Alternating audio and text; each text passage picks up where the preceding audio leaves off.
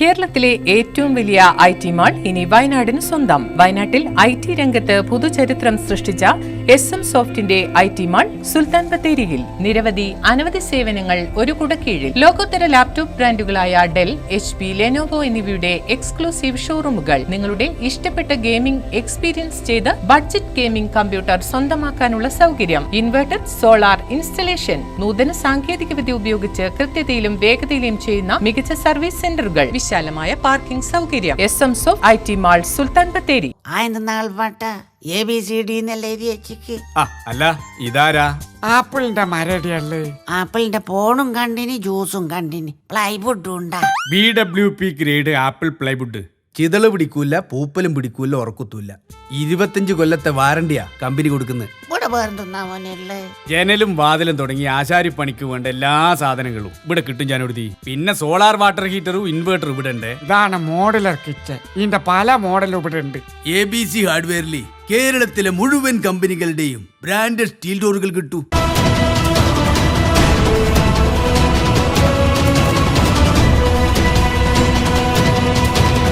ലോക്സഭാ തിരഞ്ഞെടുപ്പിന് ഇനി ദിവസങ്ങൾ മാത്രം. പ്രചാരണത്തിന്റെ ആവേശം കൊടുമുടി കയറുമ്പോൾ മലനാട് ചാനൽ സംഘടിപ്പിക്കുന്ന തത്സമയ സംവാദം. ചോദിച്ചു കുഴക്കാൻ പൊതുജനം, ചുട്ട മറുപടി തേടി നേതാക്കൾ.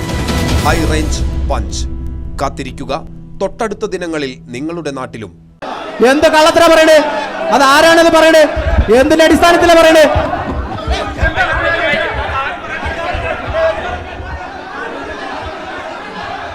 അല്ല അതിലെ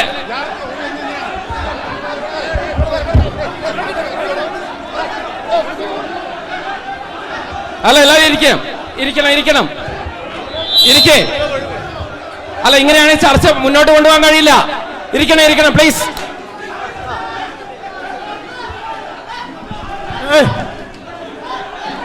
സുരേഷ് സംസാരിച്ചപ്പോ ഇവര് കൂടിയല്ലോ, നിങ്ങൾ അവിടെയായിരുന്നു. അല്ല കൗണ്ടർ ചെയ്ത്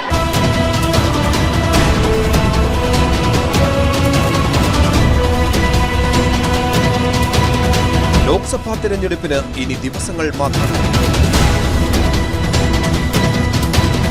പ്രചാരണത്തിന്റെ ആവേശം കൊടുമുടി കയറുമ്പോൾ മലനാട് ചാനൽ സംഘടിപ്പിക്കുന്ന തത്സമയ സംവാദം.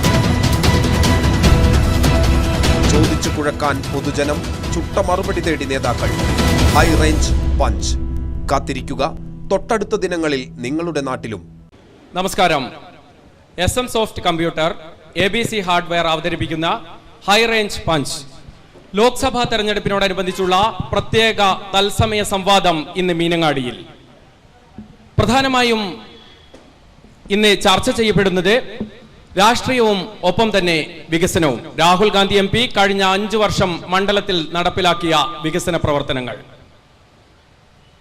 വയനാടിനെ സംബന്ധിച്ച് പ്രധാന പ്രശ്നങ്ങളാണ് വന്യമൃഗശല്യം, അതുപോലെ കാർഷിക മേഖലയിലെ ഉൾപ്പെടെയുള്ള പ്രശ്നങ്ങൾ. വന്യമൃഗശല്യത്തെക്കുറിച്ച് പറയുമ്പോൾ മീനങ്ങാടി നമുക്കറിയാം, വാഗേരി പ്രജീഷ് എന്ന ക്ഷീര കർഷകനെ കടുവ കൊലപ്പെടുത്തിയ സ്ഥലത്തിന് തൊട്ടടുത്ത്, ഒപ്പം തന്നെ ഏത് സമയവും കടുവാ ഭീതി നിലനിൽക്കുന്ന മീനങ്ങാടി മൈലമ്പാടി പ്രദേശം. ഇവിടെയുള്ളവർ ഏതു തരത്തിൽ ചിന്തിക്കുമെന്നും നമ്മൾ പ്രതീക്ഷിക്കുന്നു.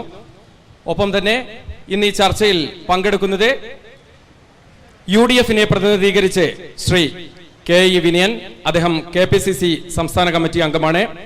LDF-നെ പ്രതിനിധീകരിച്ച് ശ്രീ V സുരേഷ്, അദ്ദേഹം CPM-ന്റെ മീനങ്ങാടി ഏരിയ കമ്മിറ്റി അംഗമാണ്. NDA പ്രതിനിധീകരിച്ച് KM വർഗീസ്, അദ്ദേഹം തെരഞ്ഞെടുപ്പ് കമ്മിറ്റിയുടെ മീനങ്ങാടി പഞ്ചായത്ത് ചെയർമാനാണ്. ആദ്യം ചർച്ച തുടങ്ങുമ്പോൾ ശ്രീ KE വിനയനിലേക്ക്. ശ്രീ KE വിനയൻ, കഴിഞ്ഞ തവണ രാഹുൽ ഗാന്ധി വയനാട് മണ്ഡലത്തിൽ മത്സരിക്കാൻ വന്നപ്പോൾ നമുക്കെല്ലാം അറിയാമായിരുന്നു, അനുകൂലമായൊരു അന്തരീക്ഷമായിരുന്നു വയനാട് മണ്ഡലത്തെ സംബന്ധിച്ച്. പക്ഷേ ഇത്തവണ ഒരുപാട് ആരോപണങ്ങളാണ് NDA-യും അതുപോലെ LDF-ഉം ഉന്നയിക്കുന്നത്. പ്രധാനമായും പാർലമെന്റിൽ വെറും 51% അറ്റൻഡൻസ്.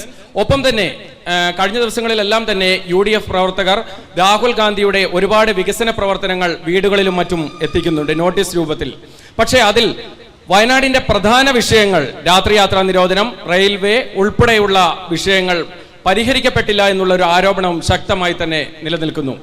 ഈ അവസരത്തിൽ ആനി രാജയും ഒപ്പം തന്നെ ശ്രീ K സുരേന്ദ്രനും രാഹുൽ ഗാന്ധിയെ സംബന്ധിച്ച് എത്രമാത്രം വെല്ലുവിളി ഉയർത്തുന്നു? ഈ ലോക്സഭാ തെരഞ്ഞെടുപ്പിൻ്റെ പ്രസക്തിയും പ്രാധാന്യവും എന്തെന്ന് വെച്ചാൽ ഇന്ത്യ ഇതുപോലെ നിലനിൽക്കണമോ വേണ്ടയോ എന്നുള്ളതാണ്. ഇന്ത്യ ഇതുപോലെ നിലനിൽക്കണമോ വേണ്ടയോ എന്ന ചോദ്യം ഉയരുമ്പോൾ എന്താണ് ഇന്ത്യ എന്നുള്ളതാണ് അടുത്ത ചോദ്യം.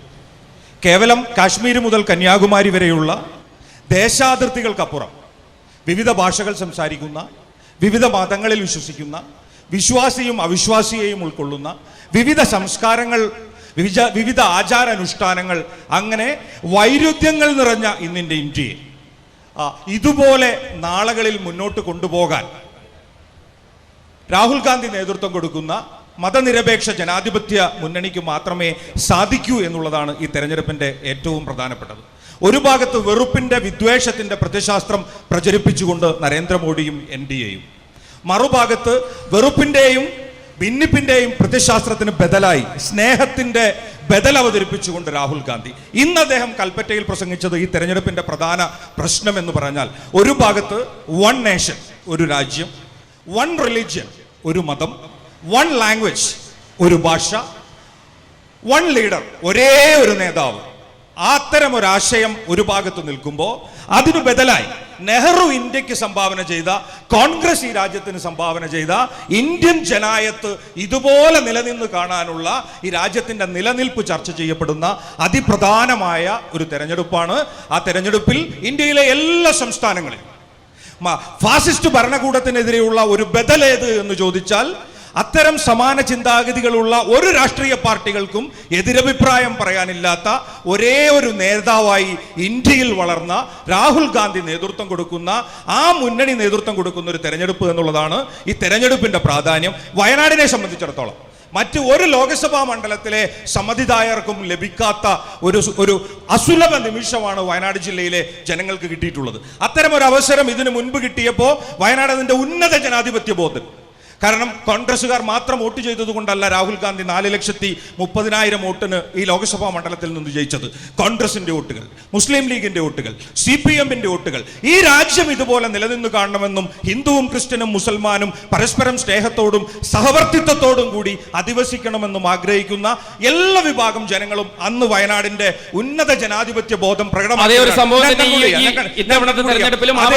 അതിനേക്കാൾ കൂടുതൽ കഴിഞ്ഞ 5 വർഷക്കാലം നരേന്ദ്രമോദിയുടെ നേതൃത്വത്തിൽ ഇന്ത്യയിൽ ഫാസിസ്റ്റ് ഭരണത്തിന്റെ നേതൃത്വത്തിൽ ഇന്ത്യ എന്ന സ്വത്വത്തിന് നേരിടുന്ന ഭീഷണി ഒരു ഭാഗത്ത്, മനുഷ്യന്റെ ദൈനംദിന ജീവിതത്തിന് നേരിടുന്ന പ്രയാസങ്ങൾ, പ്രതിസന്ധികൾ ഒരു ഭാഗത്ത്, പിണറായി വിജയന്റെ നേതൃത്വത്തിൽ സംസ്ഥാനത്തുള്ള ഗവൺമെന്റ് സാധാരണ ജനങ്ങളുടെ ജീവിതം ദുസ്സഹമാക്കുന്ന സാഹചര്യം ഒരു ഭാഗത്ത്.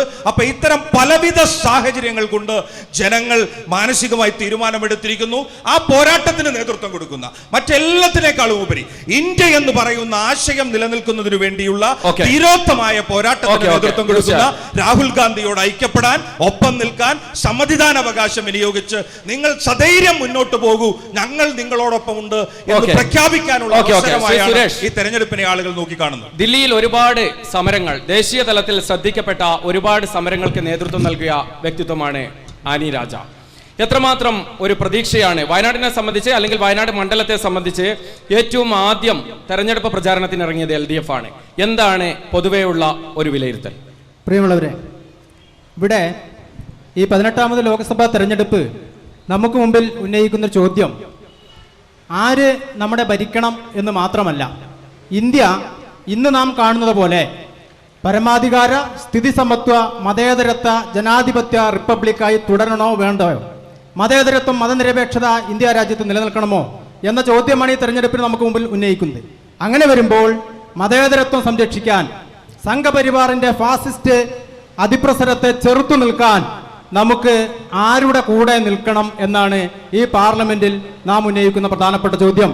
അങ്ങനെ വരുമ്പോൾ അണമുറിയാത്ത നദീജല പ്രവാഹം പോലെ രാവിലെ കോൺഗ്രസ്, ഉച്ചയ്ക്ക് BJP എന്ന നിലയിൽ സംഘപരിവാറിന്റെ കൂടാരത്തിലേക്ക് ഒഴുകിക്കൊണ്ടിരിക്കുന്ന കോൺഗ്രസിനെ അല്ല, മറിച്ച് RSSന് നഖശികാന്തം എതിർക്കുന്ന ഇടതുപക്ഷ ശക്തികളെയാണ് ഇന്ത്യ രാജ്യത്ത് അധികാരത്തിന്റെ സോപാനത്തിലേക്ക് കൈപിടിച്ചുയർത്തേണ്ടത് എന്ന് നമ്മുടെ ജനത ചിന്തിക്കുന്ന ഒരു അവസരമാണ്. ഇവിടെ ഈ വയനാട്ടിൽ ആനി രാജയാണ് ഇടതുപക്ഷ ജനാധിപത്യ മുന്നണിയുടെ സ്ഥാനാർത്ഥി. നമുക്കറിയാം എവിടെയെല്ലാം മനുഷ്യ മനസ്സുകൾ വേദനിച്ചുവോ, മണിപ്പൂരിൽ കുട്ടികൾ പീഡിപ്പിക്കപ്പെട്ടപ്പോൾ, സ്ത്രീകൾ പീഡിപ്പിക്കപ്പെട്ടപ്പോൾ, കന്ദഹാറിൽ ഒറീസയിൽ മനുഷ്യൻ വേദനിച്ചപ്പോൾ, സത്യമംഗലത്ത് വീരപ്പ വേട്ടയുടെ പേരിൽ പാവപ്പെട്ട ദളിത് സ്ത്രീകൾ ആക്രമിക്കപ്പെട്ടപ്പോൾ, ഈ ബ്രിജിത് ഭൂഷന്റെ പീഡനം, ഗുസ്തി താരങ്ങൾക്ക് നേരെ അതിക്രമം ഉയർന്നു വന്നപ്പോൾ, ബൽക്കീസ് ബാനു കേസിൽ സുപ്രീം കോടതിയെ സമീപിച്ചത് തുടങ്ങി മനുഷ്യ മനസ്സുകൾ എവിടെ വെന്തു നീറിയോ അവിടെയെല്ലാം ദുരിതം കനൽ മഴ പോലെ പെയ്താർത്തു തിമിർത്തപ്പോൾ ശാന്തിയുടെ നീരുറവിയായി സ്നേഹസ്പർശമായി പാഞ്ഞെടുത്ത ആനി രാജ, വയനാടൻ ജനത, വാര്യംകുന്നത്ത് കുഞ്ഞമ്മദ് ഹാജിയുടെ, ടിപ്പു സുൽത്താന്റെ, വീരപഴസിയുടെ, കുഞ്ഞാലി മരക്കാരുടെ രണസ്മരണകൾ ഇരമ്പുന്ന വയനാട് പാർലമെന്റിലെ ജനത ഹൃദയത്തിലേറ്റിയ അനുഭവമാണ് നമുക്കിവിടെയുള്ളത്. അതോടൊപ്പം വയനാട് കേരളത്തിൽ സഖാവ് പിണറായി വിജയന്റെ നേതൃത്വത്തിലുള്ള ഇടതുപക്ഷ ജനാധിപത്യ മുന്നണി ഗവൺമെന്റ് നാളിതുവരെ നടപ്പിലാക്കിയ വ്യത്യസ്തവും വൈവിധ്യവുമാർന്ന ക്ഷേമ പ്രവർത്തനങ്ങൾ ജനങ്ങളെ ആവേശഭരിതരാക്കിയിട്ടുണ്ട്. ജനങ്ങളുടെ ജീവിതത്തിന് സുരക്ഷിതത്വം ഏർപ്പെടുത്തിയ ആ ഗവൺമെന്റിനുള്ള പിന്തുണ അതാണൊന്ന്. മറിച്ച് ഈ തെരഞ്ഞെടുപ്പിൽ 15 കഴിഞ്ഞ വയനാട് പാർലമെന്റ് മണ്ഡലം ഉണ്ടായതു മുതൽ നാളിതുവരെ UDF മാത്രം തിരഞ്ഞെടുക്കപ്പെട്ട ജനത തങ്ങൾ വഞ്ചിതരായിരിക്കുന്നു എന്ന് തിരിച്ചറിയിക്കുന്ന വർത്തമാന കാലഘട്ടം. പാർലമെന്റിൽ ഹാജരാകുന്നത് പോലും ചെയ്യാതെ, ചോദ്യം ചോദിക്കാതെ, മണ്ഡലത്തിൽ പോലും പ്രവേശിക്കാതെ സൗന്ദര്യ മത്സരമായി തെരഞ്ഞെടുപ്പിനെ കണ്ട ഒരു ജനപ്രതിനിധിയാണ് വയനാടിൽ ഉണ്ടായിരുന്നത് എന്ന് ജനങ്ങൾ തിരിച്ചറിയുന്നു. അതുകൊണ്ട് ആനി രാജ വിജയിക്കുമെന്ന പ്രതീക്ഷയാണ് ഇടതുപക്ഷത്തെ സംബന്ധിച്ച് ഈ അവസരത്തിൽ സൂചിപ്പിക്കാനുള്ളത്. ശ്രീ വർഗീസ്, BJPയുടെ ദേശീയ അധ്യക്ഷനെ തന്നെയാണ് 2 NDA മുന്നണികളെ നേരിടാൻ വേണ്ടി, പ്രമുഖ നേതാക്കളെ നേരിടാൻ വേണ്ടി BJP രംഗത്തിറക്കിയിരിക്കുന്നത്. കഴിഞ്ഞ ദിവസങ്ങളിലെല്ലാം തന്നെ കെ സുരേന്ദ്രന്റെ വാർത്താ സമ്മേളനം പലവിധ സംഭവങ്ങൾ കൊണ്ട് വിവാദം. ഏറ്റവും ഒടുവിൽ സുൽത്താൻ ബത്തേരിയുടെ പേര് മാറ്റണമെന്നുള്ള ആ ഒരു വിവാദം ഇപ്പോഴും നിലനിൽക്കുന്നുണ്ട്. എത്രമാത്രം പ്രതീക്ഷയാണ് NDAക്കുള്ളത് സുരേന്ദ്രനിൽ? വയനാട് ലോക്സഭാ മണ്ഡലത്തിൽ ശരിക്ക് അമേഠ്യ ആവർത്തിക്കുമെന്ന് ഉറച്ച വിശ്വാസത്തിലാണ് BJPയുടെ പ്രവർത്തകർ. അമേഠിയിൽ നിന്ന് തോറ്റ് തുന്നമ്പാടി ഈ വയനാട് മണ്ഡലത്തിലേക്ക് വന്ന് മത്സരിക്കുന്ന ഈ രാഹുൽ ഗാന്ധിയെ കെ സുരേന്ദ്രൻ എന്ന BJPയുടെ സ്ഥാനാർത്ഥി അതിദയനീയമായി പരാജയപ്പെടുത്തുന്നതെന്ന് തന്നെയാണ് ഞങ്ങളുടെ വിശ്വാസം. പിന്നെ സുരേന്ദ്രൻ്റെ വിവാദമായ പ്രസ്താവന എന്നൊക്കെ പറയുന്നത് അതൊക്കെ വെറും രാഷ്ട്രീയ ഗിമ്മിക്കുകളായിട്ട് മാത്രം അവസാനിക്കേണ്ട കാര്യങ്ങളാണ്. ഗണപതി വട്ടം എന്ന് പറയുന്ന ഒരു പരാമർശത്തെ അത്ര വലിയൊരു വിവാദമാക്കി മാറ്റേണ്ട ഒരു കാര്യവുമില്ല. കാരണം എന്താ വെച്ച് കഴിഞ്ഞാൽ ഗണപതി വട്ടം എന്ന് പറയുന്നത് ചരിത്രപരമായ രേഖകളിലുള്ളതാണ്. ഗണപതി വട്ടം എന്ന് പറയുന്നത് അത് വയനാട് മാനുവലിലും അതുപോലെ തന്നെ അടിസ്ഥാനപരമായി ഈ ബത്തേരി മുനിസിപ്പാലിറ്റിയുടെ വെബ്സൈറ്റിലുള്ള ചരിത്ര രേഖകളിൽ പോലും ഗണപതി വട്ടം എന്ന സ്ഥലനാമ പേരുണ്ട്. അതിനെ സുൽത്താൻ ബത്തേരി എന്ന് പറഞ്ഞ് നാമകരണം ചെയ്ത വൈദേശിക ശക്തികൾ ബ്രിട്ടീഷുകാരുടെ നാമകരണം ചെയ്ത ആ പേര് മാറ്റണമെന്ന് വയനാടൻ ജനതയുടെ ഒരു ആവശ്യമാണ്, വയനാടൻ ജനതയുടെ ആഗ്രഹമാണ്.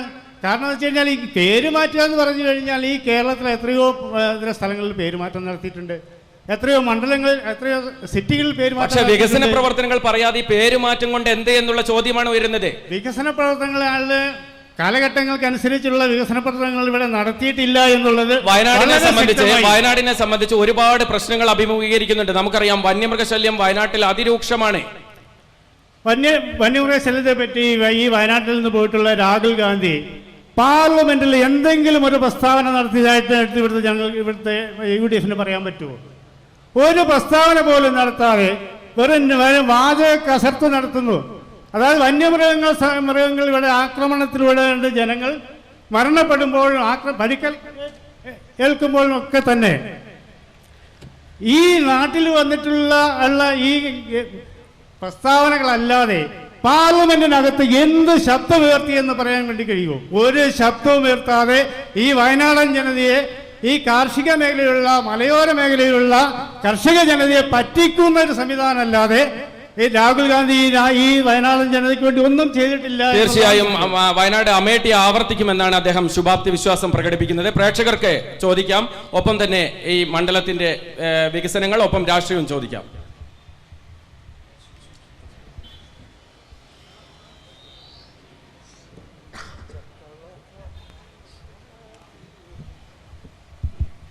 നമുക്ക് ചോദിക്കാനുള്ളത് വിനയൻജിനോടാണ്. ഈ രാഹുൽജി ഇവിടെ മത്സരിച്ചിട്ട് ജയിച്ചതിന് ശേഷം ആകെ വയനാട് മണ്ഡലത്തിൽ വന്നു പോയിട്ടുള്ളത് 9 തവണയാണ്. വിദേശ പര്യടനം നടത്തിയിട്ടുള്ളത് 200 ചില്ലോണം തവണയാണ്. ഈ പിന്നെ വയനാട്ടിൽ വന്നിട്ട് ഏതെങ്കിലും പെട്ടിക്കടയിൽ ഇരുന്നിട്ട് പരിപ്പൂടെ നിന്നിട്ട് സെൽഫി എടുത്ത് ഇടുന്നതാണോ ഇവിടുത്തെ MP-യുടെ പണി എന്നൊന്ന് അറിഞ്ഞാൽ കൊള്ളാം. ശ്രീ കെ വിനയൻ മറുപടി. BJP-യുടെ പ്രസിഡന്റിന് ഈ കണക്കുകൾ എവിടെ നിന്ന് കിട്ടിയെന്ന് അറിയില്ല. ഇത്ര കൃത്യമായിട്ട് വയനാട്ടിൽ എത്ര ദിവസം വന്നു, വിദേശത്ത് എത്ര ദിവസം പോയി എന്നുള്ള ഒരു ഉത്തരവാദിത്തപ്പെട്ട പ്ലാറ്റ്ഫോമിലൊക്കെ ചില കണക്കുകളൊക്കെ അവതരിപ്പിക്കുമ്പോൾ അതിനൊരു ചെറിയ വിശ്വാസ്യതയെങ്കിലും ഉത്തരവാദിത്തപ്പെട്ട സ്ഥാനത്തിരിക്കുന്നവർ പുലർത്തണമെന്നുള്ള ഒരു ചെറിയ അഭ്യർത്ഥന ഞാൻ വെക്കുകയാണ്. 1. 2, വയനാട് ലോക്സഭാ മണ്ഡലത്തിന്റെ MP എന്ന നിലയിൽ വയനാട് ഒരു MP-യുടെ സാന്നിധ്യം ആഗ്രഹിച്ച എല്ലാ ഘട്ടങ്ങളിൽ അദ്ദേഹത്തിന്റെ സജീവ സാന്നിധ്യം ഈ ലോക്സഭാ മണ്ഡലത്തിലുണ്ടായിരുന്നു. നമ്മൾ കോവിഡിന്റെ പ്രതിസന്ധി നേരിട്ടു. MP വയനാട്ടിൽ അദ്ദേഹത്തിന്റെ സാന്നിധ്യം മാത്രമല്ല, എല്ലാ ത്രിതല പഞ്ചായത്തുകളുടെ ജനപ്രതിനിധികളോ അധ്യക്ഷന്മാരോ ഈ സദസ്സിൽ ഇരിക്കുന്നുണ്ടെങ്കിൽ അറിയാം, എല്ലാ ത്രിതല പഞ്ചായത്തുകളുടെയും സാമൂഹിക അടക്കളയിൽ അത്രം MP-യുടെ ഫണ്ടല്ല, ഗവൺമെന്റിന്റെ സ്കീമല്ല, ഈ രാഹുൽ ഗാന്ധി എന്ന തന്റെ സ്വാധീനം ഉപയോഗിച്ചുകൊണ്ട് ഇന്ത്യയുടെ വിവിധ പ്രദേശങ്ങളിൽ നിന്ന് പൂള് ചെയ്യപ്പെട്ട ഫണ്ട് ഉപയോഗിച്ചുകൊണ്ടാണ് ആശ്രയമായി. കിഡ്നി ഡയാലിസിസ് പേഷ്യൻസ് ആരെങ്കിലും വീട്ടിലുണ്ടെങ്കിൽ BJP-യുടെ നേതാവ് ഈ കാര്യത്തിൽ പറയില്ല. കാരണം അന്ന് കോൺഗ്രസ് ഓഫീസുകളും MP-യുടെ ഓഫീസും പ്രവർത്തിച്ചത് മെഡിക്കൽ ഷോപ്പുകളായിട്ടാണ്. അവർക്ക് ആവശ്യമുള്ള മരുന്നുകളും അസംസ്കൃത വസ്തുക്കളും വീട്ടിലെത്തിച്ചുകൊണ്ടാണ്. ഇനി നിങ്ങൾ തൊട്ടടുത്ത് ഈ മീനങ്ങാടി സാമൂഹിക ആരോഗ്യ കേന്ദ്രത്തിലെ വാഹനം ഒന്നെടുത്ത് നോക്കിക്കോ, ആ മെഡിക്കൽ ഓഫീസറോട് പരസ്യമായി പറയോ എന്നറിയില്ല, രഹസ്യമായി ചോദിച്ചാൽ പറയും, വയനാട്ടിൽ നിന്ന് ആലപ്പുഴയിലേക്ക് RT-PCR മീനങ്ങാടിയിലെ മാത്രമല്ല വയനാട്ടിലെ മുഴുവൻ ജില്ലയിലെയും RT-PCR ടെസ്റ്റിന്റെ സാമ്പിളുമായി നമുക്ക് ജില്ലയിൽ അന്ന് അവസരം ഉണ്ടായിരുന്നില്ല. ടെസ്റ്റിന്റെ സാമ്പിളുമായി ആലപ്പുഴയിലേക്ക് വണ്ടി പോയത് രാഹുൽ ഗാന്ധി. ഇപ്പോൾ ആ വണ്ടിയിൽ രാഹുൽ ഗാന്ധി MP-യുടെ പേരിന് നേരെ കറുപ്പ് സ്റ്റിക്കർ ഒട്ടിച്ച് അത് മറച്ചു വെച്ചിട്ടുണ്ട്. പക്ഷെ അദ്ദേഹം കൊടുത്ത വണ്ടിയിലാണ്. അവിടെ കോവിഡ് അങ്ങനെ നിൽക്കട്ടെ, പ്രളയബാധിത പ്രതിസന്ധിയുടെ കാലത്ത് എല്ലാ ക്യാമ്പുകളിലേക്കും സഹായഹസ്തവുമായി അദ്ദേഹത്തിന്റെ സാന്നിധ്യം ഒരു ഭാഗത്ത്, മറുഭാഗത്ത് സഹായഹസ്തവുമായി അദ്ദേഹം ഈ ജില്ലയിൽ ഉണ്ടായിരുന്നു. അങ്ങനെ വന്യമൃഗശല്യത്തിന്റെ പ്രയാസമുണ്ടായ ഘട്ടത്തിൽ അത്തരം പ്രതിസന്ധികൾ നേരിട്ട പ്രദേശങ്ങളിലേക്ക് കടന്നു ചെന്ന് അത്തരം പ്രയാസങ്ങൾ അനുഭവിച്ച കുടുംബങ്ങളിൽ സ്വാന്തനമായി കടന്നു ചെന്ന് കർണാടക ഗവൺമെന്റിന്റെ 15 ലക്ഷം രൂപ ആ വീട്ടിൽ കർണാടകയിലെ ആനയാണ് എന്ന് പറഞ്ഞ് അതുകൊണ്ട് കർണാടക ഗവൺമെന്റിനെ കൊണ്ട് പാസ്സാക്കിയപ്പോ BJP-ക്കാർക്ക് ഇരിപ്പുറച്ചില്ല. കർണാടകയിലെ ഗവൺമെന്റിന്റെ അവിടെ കർണാടക നിയമസഭയ്ക്കകത്ത് BJP ജനപ്രതിനിധികൾ എണീറ്റ് നിന്ന് ഒച്ചയിട്ടു, കേരളത്തിൽ മരിച്ച ഒരാൾക്ക് അങ്ങനെ രാഹുൽ ഗാന്ധി പറഞ്ഞു എന്ന് പറഞ്ഞ് കർണാടകയുടെ 15 ലക്ഷം കൊടുക്കാൻ പറ്റില്ല. ആ എതിർപ്പിനെ അവഗണിച്ചുകൊണ്ട് കുടുംബത്തിന്റെ ആത്മാഭിമാനത്തെ BJP-ക്കാർ ചോദ്യം ചെയ്തപ്പോ അവർ ആ തുക വേണ്ടെന്ന് പറഞ്ഞു. പക്ഷേ 15 ലക്ഷം രൂപ പാർട്ടി കൊടുത്തു. ഇവിടെ കേണിച്ചിറയിൽ ആ കുടുംബത്തെ രക്ഷിതാവിനെ നഷ്ടപ്പെട്ട ഇടത്ത് നമ്മൾ വീട് വെച്ച് കൊടുത്തു. അങ്ങനെ ഒരു MP-യുടെ സാന്നിധ്യം എല്ലാ ഘട്ടങ്ങളിലും അദ്ദേഹം ഇവിടെ ഉണ്ടായിരുന്നു എന്നുള്ളതാണ് ഒന്ന്. പിന്നെ മറ്റൊരു കാര്യം കൂടി, ഈ എല്ലാ ചർച്ചകളിലും CPM-ഉം BJP-യും ഉന്നയിക്കുന്ന രാഹുൽ ഗാന്ധിയുടെ സാന്നിധ്യത്തിന്റെ വിഷയത്തിൽ അദ്ദേഹം ഇന്ത്യ എന്ന് പറയുന്ന BJP-ക്ക് അത് അത്ര ഇഷ്ടപ്പെട്ടെന്ന് വരില്ല. കാരണം അവരിതിനെ എങ്ങനെ വെറുപ്പിന്റെയും വിദ്വേഷത്തിന്റെയും പ്രത്യശാസ്ത്രം പ്രചരിപ്പിച്ച് രാജ്യാധികാരം നിലനിർത്താമെന്ന് ഗവേഷണം നടത്തുന്ന പാർട്ടിയാണ്. പക്ഷെ CPM-ന് ഇതെന്തിനാണ് അസ്വസ്ഥതപ്പെടുത്തുന്നത് എന്ന് എനിക്ക് എത്ര ആലോചിച്ചിട്ടും മനസ്സിലാവുന്നു. നമസ്കാരം. ഇത്രയും കഴിഞ്ഞ 5 കൊല്ലം ബഹുമാനപ്പെട്ട നമ്മുടെ MP രാഹുൽ ഗാന്ധി വയനാടിന് എന്ത് ചെയ്തു എന്നതിന് ഒരു വലിയ തെളിവാണ് നമ്മുടെ കൽപ്പറ്റ രാഹുൽ ഗാന്ധി നാമനിർദ്ദേശ പത്രിക സമർപ്പിക്കാൻ വന്നപ്പോ അവിടെ കണ്ട ആൾക്കൂട്ടം എന്ന് പറയുന്നത്. അത് തന്നെ വയനാടൻ ജനത അദ്ദേഹത്തെ എത്രമാത്രം സ്നേഹിക്കുന്നുണ്ട്, അദ്ദേഹത്തിന്റെ സാന്നിധ്യം എത്രമാത്രം ഇഷ്ടപ്പെടുന്നുണ്ട് എന്നുള്ളതിന് വളരെ വലിയ ഒരു തെളിവ് തന്നെയാണ്. എനിക്ക് ചോദിക്കാനുള്ള ഒരു ചോദ്യം, ഇത്രയധികം വന്യമൃഗശല്യങ്ങൾ നമ്മുടെ വയനാട്ടിൽ നടക്കുമ്പോൾ നമ്മുടെ കോൺഗ്രസിന്റെ 2 MLA-മാർ അന്ന് ആ പുൽപ്പള്ളിയിൽ വലിയ ജനരോഷമുണ്ടായ സമയത്ത് ആ പ്രദേശത്ത് ഉണ്ടായിരുന്നു. വയനാട്ടിൽ നിന്നും ഒരു LDF-ന്റെ ഒരു MLA ഉണ്ട്, അദ്ദേഹത്തെ ആ പരിസരത്തേക്ക് കണ്ടില്ല. ഒരു സർക്കാരിന്റെ ഒരു പ്രതിനിധിയെ ആ സമയത്ത് കണ്ടില്ല. കോൺഗ്രസിന്റെ 2 MLA-മാര് ആ ജനരോക്ഷത്തെ അല്ലെങ്കിൽ ആ ജനങ്ങളെ നേരിട്ട് അവരെ ആശ്വസിപ്പിക്കാനും അവർക്ക് വേണ്ട കാര്യങ്ങളും ചെയ്തു കൊടുത്തപ്പോൾ ആ സർക്കാരിന്റെ ഭാഗത്തുനിന്ന് ഒരാൾ പോലും ഉണ്ടായിരുന്നില്ല. ഇവിടെ മുഖ്യമന്ത്രി ഇവിടെ വയനാട് സന്ദർശിച്ചപ്പോൾ പോലും ആ മരണം നടന്ന ഏതെങ്കിലും ഒരു വീട്ടിൽ പോലും അദ്ദേഹത്തിന് പോകാൻ സാധിച്ചില്ല.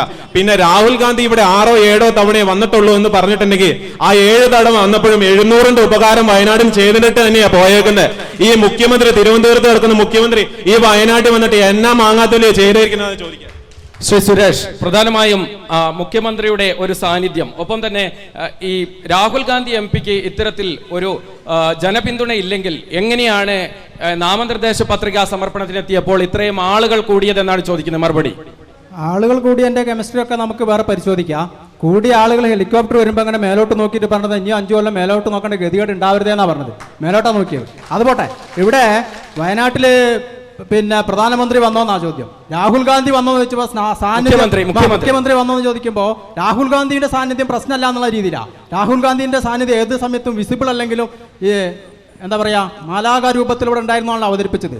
ഇവിടെ ഈ വന്യമൃഗ ശല്യത്തിൽ ഗവൺമെന്റ് ശക്തമായ തീരുമാനങ്ങളും നിലപാടുകളും എടുത്തു. ഇവിടുത്തെ ജനപ്രതിനിധികളുമായി തിരുവനന്തപുരത്ത് വെച്ച് ചർച്ച നടന്നു. ആയതിന്റെ അടിസ്ഥാനത്തിൽ പ്രത്യേക പദ്ധതികൾ തയ്യാറാക്കി 78,79.97 കോടി രൂപയുടെ പദ്ധതികൾ, 10 ലക്ഷം രൂപ മരണപ്പെട്ട കുടുംബത്തിനുള്ള ധനസഹായം ഉൾപ്പെടെ ഹ്രസ്വകാല പദ്ധതികൾ എന്ന നിലയിൽ പരിഹാര നിർദ്ദേശങ്ങളുണ്ടായി. ഇവിടെ മന്ത്രിസഭ 3 മന്ത്രിമാർ ഇവിടെ വന്നു. ആ മന്ത്രിമാർ വന്നപ്പോൾ UDF-ന്റെ MLA-മാർ ആ യോഗം ബഹിഷ്കരിക്കുക ചെയ്തത്. അവർക്ക് ആരോടായിരുന്നു വിധേയത്വമെന്ന് കാണിക്കാൻ കേന്ദ്ര വനം പരിസ്ഥിതി മന്ത്രാലയത്തിന്റെ മന്ത്രി വന്നപ്പോൾ അവരെടുത്ത് പോയി ഒരു നിവേദനം കൊടുക്കാനുള്ള ജാഗ്രത പോലും ഉണ്ടായിരുന്നില്ല എന്നുള്ള, അതുപോലും കൊടുത്ത് നോവിക്കാതെ അവിടെ നിന്ന് പോരുക ചെയ്തത്. ഇവിടെ കേരളത്തിൽ ഇടതുപക്ഷ ജനാധിപത്യ മുന്നണിക്ക് വ്യക്തമായ നിലപാടുണ്ട്, ഇച്ഛാശക്തിയുണ്ട്, നിശ്ചയദാർഢ്യമുണ്ട്. അതിന്റെ അടിസ്ഥാനത്തിൽ ഈ വന്യമൃഗ ശല്യത്തിന് തങ്ങളാലാവുന്ന പരിഹാരം ചെയ്തുകൊണ്ടിരിക്കാനുള്ള നിലപാടാണ് സ്വീകരിക്കുന്നത്. പക്ഷേ രാഹുൽ ഗാന്ധി 1972 വന്യജീവി നിയമം ഭേദഗതി ചെയ്യാൻ പാർലമെന്റിൽ കമ എന്നൊരു അക്ഷരം മിണ്ടിയില്ല എന്നുള്ളതാണല്ലോ വയനാടിന്റെ പ്രസക്തമായ ചോദ്യം. ഇവിടെ കോവിഡ് കാലത്ത് കിറ്റ് കൊടുത്തു എന്നൊക്കെ പറയുന്നത് ഇവിടുത്തെ ക്ലബ്ബുകളും വായനശാലകളും സാംസ്കാരിക സംഘടനകളും കൊടുക്കുന്ന പോലെ പറയുന്നത്. ഒരു പാർലമെന്റ് മെമ്പറുടെ ചുമതല അതല്ലോ, അത് മാത്രമല്ലല്ലോ അത് കൊടുത്തത് നല്ലത്. പക്ഷേ ഇന്ത്യൻ പാർലമെന്റിന്റെ അകത്തളത്തിൽ വയനാടൻ ജനത അഭിമുഖീകരിക്കുന്ന നീറുന്ന പ്രശ്നങ്ങളെ സംബന്ധിച്ച് കമാന്ന് അക്ഷരം മിണ്ടാതെ ആംബുലൻസ് കൊടുത്തതും കിറ്റ് കൊടുത്തതും കോവിഡ് ദുരിത കേന്ദ്രങ്ങൾ സന്ദർശിച്ചതും വലിയ ഇതായി പ്രഖ്യാപിക്കുന്നതിന് അല്പത്തരം ഈ വയനാടൻ ജനത തിരിച്ചറിയും എന്നുള്ളതാണ് സൂചിപ്പിക്കാനുള്ളത്. ശ്രീ വർഗീസ്, പ്രധാനമായും വയനാട്ടിൽ ഞാൻ നേരത്തെ തുടക്കത്തിൽ തന്നെ സൂചിപ്പിച്ചതുപോലെ വന്യമൃഗശല്യം അതിരൂക്ഷമാണ്. വനനിയമം ഭേദഗതി ചെയ്യണമെന്ന് ഉൾപ്പെടെയുള്ള LDF ഒക്കെ അതിന്റെ പ്രക്ഷോഭ പാതയിലായിരുന്നു. പക്ഷേ കേന്ദ്ര വനം മന്ത്രി ഭൂപേന്ദ്ര യാദവ് വയനാട്ടിൽ വന്നപ്പോൾ അദ്ദേഹം അത്തരത്തിലൊരു അനുകൂല നിലപാടല്ല സ്വീകരിച്ചത്. എങ്ങനെയാണ് ഈ വന്യമൃഗ ആക്രമണവുമായി ബന്ധപ്പെട്ട് എങ്ങനെയാണ് നിങ്ങൾ സാധാരണക്കാരെ, പ്രത്യേകിച്ച് വന്യമൃഗ ആക്രമണത്തിൽ ഇരയായവർ അത്തരം മേഖലകളിൽ എങ്ങനെയാണ് വോട്ടഭ്യർത്ഥനയുമായി എത്തുന്നത്? വയനാട്ടിൽ വനം മന്ത്രി വന്നപ്പോൾ വളരെ വ്യക്തമായി അതിൻ്റെ കാര്യകാരണങ്ങൾ സഹിതം വ്യക്തമാക്കിയിട്ടുണ്ട്. കേരളത്തിലെ ഗവൺമെൻറ്റിന് ഈ വനം വന്യജീവി വിഷയത്തിൽ ഇടപെടാവുന്ന കാര്യങ്ങൾ എന്തൊക്കെയാണെന്ന് വളരെ വ്യക്തമായി ആൾ പറഞ്ഞിട്ടുണ്ട്. അത്തരത്തിലുള്ള ഒരു നടപടികളും സ്വീകരിക്കാതെ ഈ വന്യമൃഗങ്ങളാൽ ആക്രമിക്കപ്പെടുന്ന ജനതയോട് യാതൊരു വിധ തരത്തിലുള്ള കരുണയും കാണിക്കാതെ അവരുടെ പ്രശ്നങ്ങളിൽ ഇടപെടാതെ രാഹുൽ ഗാന്ധിയെ പറ്റി പറയുന്നുണ്ടല്ലോ, മറ്റ് MP ഉണ്ടല്ലോ, ആരിഫ് ഉണ്ടായിരുന്നല്ലോ ലോക്സഭയിൽ, അയാളെങ്കിലും ഈ ലോക്സഭയിൽ ഈ കർഷക ജനതയ്ക്ക് വേണ്ടി ഈ മലയോര മേഖലയിലെ വന്യമൃഗ ആക്രമണത്തിൽ കൊല്ലപ്പെടുന്നതും കൃഷി നശിക്കുന്നതുമായിട്ടുള്ള ആളുകൾക്ക് വേണ്ടി എന്തെങ്കിലും ഒരു ശബ്ദം ഉയർത്താൻ അവർക്കും സാധിച്ചിട്ടില്ലല്ലോ. മുഖ്യമന്ത്രി എന്തുകൊണ്ടാണ് ഇവിടെ വരാതിരുന്നത്? മുഖ്യമന്ത്രി എന്തുകൊണ്ടാണ് ഈ പ്രശ്നത്തിൽ ഒരു പ്രസ്താവന പോലും നടത്താതെ അത് പിന്മാറിയത്? അപ്പൊ അതുകൊണ്ടൊക്കെ തന്നെ വളരെ വ്യക്തമാണ് കാര്യങ്ങൾ. ഇവരൊന്നും ഈ വാചക കസത്തിലൂടെ അല്ലാതെ ഈ കർഷക ജനതയ്ക്ക് വേണ്ടി യാതൊരു വിധത്തിലുള്ള കാര്യങ്ങളും ചെയ്യാൻ പോകുന്നില്ല. അതുകൊണ്ട് തന്നെയാണ് ഈ വയനാട് ലോക്സഭാ മണ്ഡലത്തിൽ NDAയുടെ സ്ഥാനാർത്ഥി വൻ ഭൂരിപക്ഷത്തിൽ വിജയിക്കുമെന്ന് ഞങ്ങൾ അവകാശപ്പെടുന്നത്. ഞാൻ ഒരു കാര്യം ഇവിടെ പറഞ്ഞോട്ടെ. ഒന്ന്, രാഹുൽ ഗാന്ധിയുടെ പ്രസൻസും മുഖ്യമന്ത്രിയുടെ പ്രസൻസിനെ കുറിച്ച് സുരേഷ് ഇവിടെ സൂചിപ്പിച്ചു. വെറും 14 ജില്ല മാത്രമുള്ള ഒരു കൊച്ചു ജില്ലയാണ്. നമുക്ക് ഇതിനു മുമ്പ് പല മുഖ്യമന്ത്രിമാരും ഉണ്ടായിട്ടുണ്ട്, പല പാർട്ടികളുടെ. ആരോഗ്യ പ്രശ്നം ഉണ്ടാകുമ്പോൾ സഖാവ് VS അച്യുതാനന്ദൻ കേരളത്തിന്റെ മുഖ്യമന്ത്രിയായിട്ടുണ്ട്. വാർദ്ധക്യ സഹജമായ പല പ്രയാസങ്ങൾ ഉണ്ടാകുമ്പോൾ ലീഡർ K കരുണാകരൻ കേരളത്തിന്റെ മുഖ്യമന്ത്രിയായിട്ടുണ്ട്. ഞാൻ ഉമ്മൻചാണ്ടി എന്ന് പറയുന്ന ജനകീയനായ കേരള മുഖ്യമന്ത്രിയോട് പിണറായി വിജയനെ കമ്പയർ ചെയ്യുന്നില്ല. ഇത്തരം 2 വയോധികരായ ആരോഗ്യ പ്രശ്നം ഉണ്ടായിരുന്ന 2 മുഖ്യമന്ത്രിമാർ കേരളത്തിൽ ഉണ്ടായിരുന്ന സമയത്ത് ഈ ജില്ലയ്ക്ക് ഒരു പ്രയാസം ഉണ്ടായാൽ, ഈ ജില്ല ഒരു പ്രതിസന്ധി നേരിട്ടാൽ ഓടിയെത്താനുള്ള ഒരു മനസ്സ് അവർക്കുണ്ടായിരുന്നു. നിങ്ങൾ രാഹുൽ ഗാന്ധിയുടെ വരവിന്റെ എണ്ണം എടുക്കുന്ന ആളുകൾ എന്താ ഈ 14 ജില്ല മാത്രമുള്ള ഈ കൊച്ചു കേരളത്തിൽ ഈ സംസ്ഥാനത്തിന്റെ മുഖ്യമന്ത്രി ഈ ജില്ലയിൽ ഒരു കാര്യം കൂടെ അല്ല, എനിക്ക് എത്ര പ്രാവശ്യം വന്നു എന്നുള്ള കണക്കെടുക്കണ്ടേ? ഈ വയനാട് ജില്ലാ കളക്ടറേറ്റിൽ മുഖ്യമന്ത്രിയുടെ നേതൃത്വത്തിൽ ഒരു യോഗം വിളിച്ച് ഈ വയനാട് പാക്കേജ് എന്ന് ഇവർ കൊട്ടിഘോഷിച്ച 7000 കോടിയിൽ എത്ര കോടി ചെലവഴിച്ചു എന്നടക്കം, വയനാടിന്റെ മെഡിക്കൽ കോളേജ് അടക്കം, ഇത്തരം വയനാടിന്റെ പ്രസ്റ്റീജിയസ് പ്രൊജക്ടിന്റെ സ്റ്റാറ്റസ് എന്താണ് എന്ന് ഒരു പ്രാവശ്യമെങ്കിലും ഒരു റിവ്യൂ ഈ മുഖ്യമന്ത്രിയുടെ നേതൃത്വത്തിൽ ഈ ടെന്യൂറിലല്ല, ഒന്നാമത്തെ LDF ഗവൺമെന്റിന്റെയും രണ്ടാമത്തെ LDF ഗവൺമെന്റിന്റെയും കാലത്ത് ഒരു പ്രാവശ്യമെങ്കിലും നടന്നിട്ടാണ് രാഹുൽ ഗാന്ധിയെ, ഇന്ത്യയിൽ മുഴുവൻ ഈ പോരാട്ടത്തിന് നേതൃത്വം കൊടുക്കുന്ന രാഹുൽ ഗാന്ധിയെ ആക്ഷേപിക്കുന്നതെങ്കിലും രസമുണ്ട്. അത് ഞാൻ അവിടെ അവസാനിപ്പിക്കുക. അതിൽ ഇവർക്ക് എന്തെങ്കിലും വേറെ അഭിപ്രായങ്ങൾ ഉണ്ടെങ്കിൽ ഞാൻ അത് ആഡ് ചെയ്യാം. വന്യമൃഗശല്യവുമായി ബന്ധപ്പെട്ടുകൊണ്ട് ഇവിടെ പാർലമെന്റിൽ രാഹുൽ ഗാന്ധി സംസാരിച്ചല്ലോ എന്നുള്ള ചോദ്യമാണ് സുരേഷ് പറഞ്ഞത്. ഇവിടെ 4 മനുഷ്യജീവൻ നഷ്ടപ്പെട്ടതിന് ശേഷം പാർലമെന്റ് സെഷൻ ഒരു പ്രാവശ്യമാണ് ഉണ്ടായത്. ആ പാർലമെന്റ് സെഷൻ നടക്കുമ്പോൾ ആ പാർലമെന്റ് സെഷനിൽ രാഹുൽ ഗാന്ധി ഉണ്ടായിരുന്നില്ല എന്നുള്ളതാണ് ഇവരുടെ പ്രശ്നം. അദ്ദേഹം എവിടെയായിരുന്നു? മണിപ്പൂരിൽ നിന്നും മഹാരാഷ്ട്രയിലേക്ക് ഫാസിസ്റ്റ് ഭരണകൂടം നടത്തുന്ന തേർവാഴ്ചക്കെതിരെ മണിപ്പൂർ ടു മഹാരാഷ്ട്ര 2ാം ന്യായ് പദയാത്ര സംഘടിപ്പിക്കുകയായിരുന്നു. ഈ രാജ്യത്തെ ഒന്നിച്ചു നിർത്താൻ വേണ്ടിയുള്ള പോരാട്ടമാണ്. അദ്ദേഹത്തിന്റെ അറ്റൻഡൻസിന്റെ കണക്കെടുക്കുകയാണ്. ഇന്ത്യയിൽ എവിടെ പ്രയാസമുണ്ടാകുമ്പോഴും ഓടിയെത്തുകയാണ്. CPM-ന്റെ അഖിലേന്ത്യാ സെക്രട്ടറി സീതാറാം യെച്ചൂരിയെ അപ്പുറത്ത് നിൽക്കുന്ന പാർട്ടിക്കാര് അവരുടെ പാർട്ടി ഓഫീസിൽ എടുത്തിട്ട് കുത്തിയപ്പോ ആദ്യം ഓടിയെത്തിയത് രാഹുൽ ഗാന്ധിയാണ്. അങ്ങനെ ഇന്ത്യയിൽ എവിടെയെല്ലാം പ്രയാസമോ പ്രതിസന്ധിയോ നേരിടുന്നുണ്ടോ അവിടെ എല്ലാ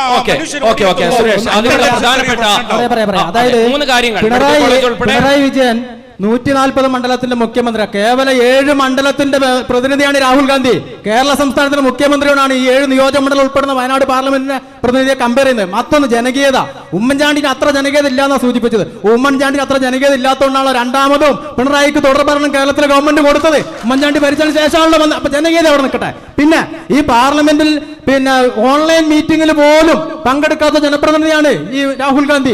എന്നിട്ടാ പറയുന്നത് ഇങ്ങനെ നടപടികൾ എടുത്തു. അപ്പൊ വെറുതെ ഈ വാചക കസർത്ത് കൊണ്ട് ഇരുട്ടുകൊണ്ട് ഓട്ടടയ്ക്കാൻ പറ്റില്ല. അതാണ് വിഷയം. പിന്നെ പാർലമെന്റ് സീതാറാം യെച്ചൂരിനെ ആക്രമിച്ചാലൊക്കെ നേരിടുന്ന ശക്തിയൊക്കെ ഇവിടുത്തെ CPM-നും ഇടതുപക്ഷത്തിനുണ്ട്. അതിൽ നിന്നും നിങ്ങൾ ഉമ്മാക്കി വേണ്ട. പിന്നെ തീർത്ഥയാത്ര നടത്തി പോലും. അവിടുന്ന് തീർത്ഥയാത്ര നടത്തിയിട്ടാണ് ഈ ഫാസിസത്തെ എതിർക്കാൻ വേണ്ടിയിട്ട് കഴിഞ്ഞ വർഷം ദേശീയ ജനറൽ സെക്രട്ടറി ഉണ്ട് അജയ് കപൂർ, അദ്ദേഹത്തോട് രാഹുൽ ഗാന്ധി പറഞ്ഞു എന്തുകൊണ്ടാണ് ഈ BJP-കാരിലേക്ക് കോൺഗ്രസ്സുകാർ ഇങ്ങനെ പോകുന്നത്, അതുകൊണ്ട് നിങ്ങൾ ഒരു പഠനം നടത്തി ഒരു റിപ്പോർട്ട് സമർപ്പിക്കണമെന്ന്. ആ റിപ്പോർട്ട് സമർപ്പിക്കാൻ ഇയാൾ പഠനം നടത്തി റിപ്പോർട്ട് ഉണ്ടാക്കി പിറ്റേന്ന് ഇയാൾ BJP-യിലേക്ക് പോയി. ഇതാണ് ഫാസിസത്തെ എതിർക്കാൻ വേണ്ടിയിട്ട് രാഹുൽ ഗാന്ധി നടത്തിക്കൊണ്ടുന്ന തീർത്ഥയാത്രന്റെ കോലെ. ഇതാണല്ലോ ജനങ്ങൾ കണ്ടുപിടിക്കേണ്ടത്. അങ്ങനെ എത്ര മുഖ്യമന്ത്രിമാർ, എത്ര MLA-മാർ, എത്ര MP-മാർ, എത്ര ഇന്ന് BJP-യിൽ 2 തരം നേതാക്കളാണ്. ഒന്ന് BJP-യിൽ ഉണ്ടായിരുന്ന ആളുകൾ, മറ്റൊന്ന് കോൺഗ്രസിന് വിലക്ക് വാങ്ങിയവര്. ഇപ്പൊ വിലക്ക് വാങ്ങിയവരാ കൂടുതൽ. ഇവിടെ കേരളത്തിലുണ്ടല്ലോ പത്മജ മുതൽ സ്ഥാനാർത്ഥികളെ തന്നെ സംഭാവന ചെയ്താണല്ലോ. അപ്പൊ ഫാസിസത്തെ എതിർക്കുന്ന വലിയ കഥയൊന്നും ഇനി അങ്ങോട്ട് പറഞ്ഞിട്ട് വലിയ കാര്യമില്ല. പക്ഷേ ഇടതുപക്ഷ ജനാധിപത്യ മുന്നണി ഇച്ഛാശക്തിയോടുകൂടി ഈ ജനകീയ വിഷയങ്ങൾ നേരിടുമെന്നുള്ള തർക്കമില്ല. ഇതില് ഈ വന്യമൃഗശല്യവുമായി ബന്ധപ്പെട്ട് ശ്രീ വിനയൻ പറഞ്ഞു അതൊരു പുതിയ പ്രശ്നമായിരുന്നില്ല. കഴിഞ്ഞ ലോകസഭാ തെരഞ്ഞെടുപ്പ് കാലത്ത് സുൽത്താൻ ബത്തേരിയിൽ വന്ന് പ്രസംഗിച്ച രാഹുൽ ഗാന്ധി അന്ന് ഏറ്റവും പ്രധാനമായി ഉന്നയിക്കപ്പെട്ട ഒരു പ്രശ്നം തന്നെ എന്താണ്? വയനാട്ടിൽ വന്യജീവി മനുഷ്യ സംഘർഷമുണ്ട് എന്ന് എനിക്കറിയാം, ഞാൻ ജയിച്ചു പോയാൽ ആ പ്രശ്നത്തിന് പരിഹാരം കാണുന്നതിന് വേണ്ടി ഇടപെടും എന്നാണ്.